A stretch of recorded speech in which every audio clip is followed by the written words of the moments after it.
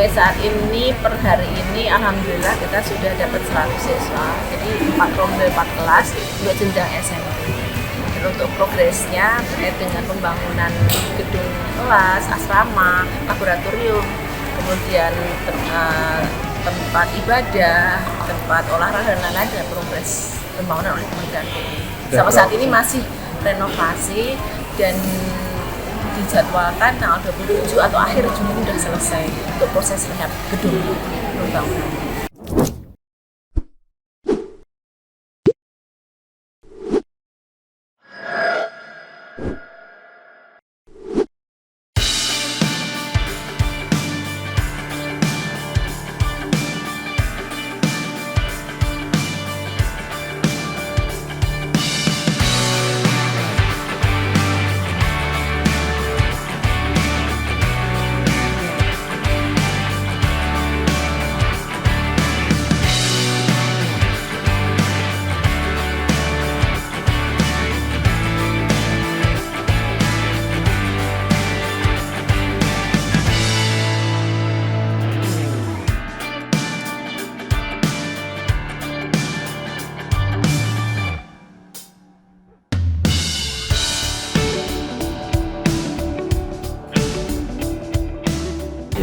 Sampai saat ini, per hari ini, alhamdulillah kita sudah dapat 100 siswa. Jadi 4 ronde 4 kelas untuk jenjang SMP. Dan untuk progresnya terkait dengan pembangunan gedung kelas, asrama, laboratorium, kemudian tempat ibadah, tempat olahraga dan lain-lain dengan progres pembangunan oleh Kementerian PU. Sampai saat ini masih renovasi dan dijadwalkan tanggal 27 atau akhir Juni sudah selesai untuk proses rehab gedung pembangunan. Berarti udah hampir 100% selesai nih, Bu?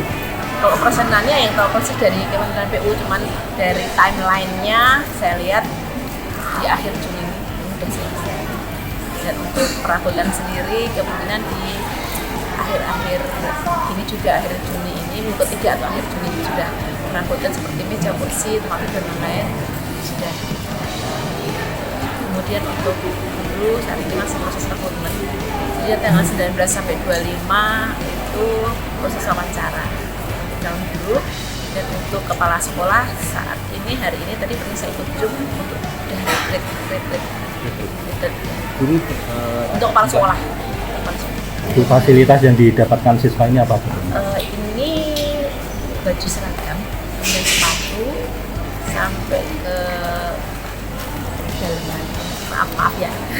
Jadi ini gratis untuk semua? keperluan sehari-hari, iya. Untuk permakanan juga. Kan ini juga proses rehab untuk ruang makannya juga. Masih prosesnya. Ini berarti yang asrama itu ya? Boarding school, asrama. Sejauh ini nggak ada kendala, Bu? Kendala kalau di lapangan ya pastilah ada. Tapi kalau sampai hari ini bisa kita atasi.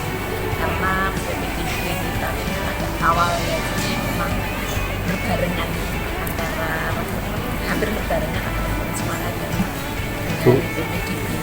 Sehingga kami koordinasi terus dengan Dinas Pendidikan maupun dari Kemenak yang membawahi MTS. Jadi selalu kami komunikasikan. Seandainya sudah mendaftar di SMP negeri dan ini masuk ke sekolah rakyat, itu bagaimana mekanismenya, karena kan sudah masuk ke Dapodik, ke aplikasinya.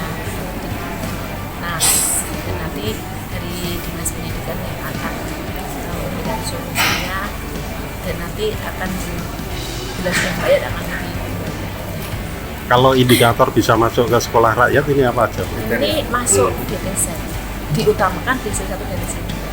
Tapi ini juga enggak mutlak, karena ada beberapa yang ada di DC 3, DC 4 tapi sangat layak untuk mendapatkan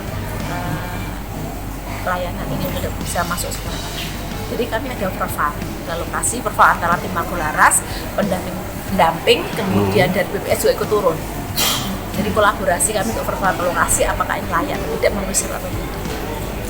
Karena memang harus dari miskin dan miskin SC-nya. Dari Pati atau luar? Dari Pati. Semua kecamatan? Hampir di semua kecamatan ada perwakilannya, cuman jumlahnya kan berbeda-beda.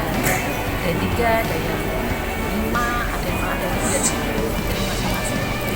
Kemudian juga Kalau dari luar Pati nggak bisa nih Bu? Luar Pati tidak, soalnya tidak, karena sudah tercover di dan nanti SK penetapan peserta didik itu nanti dari Bapak Bupati Pati. Tapi juga sudah ada beliau dan menyampaikan progres dan laporan terkait dengan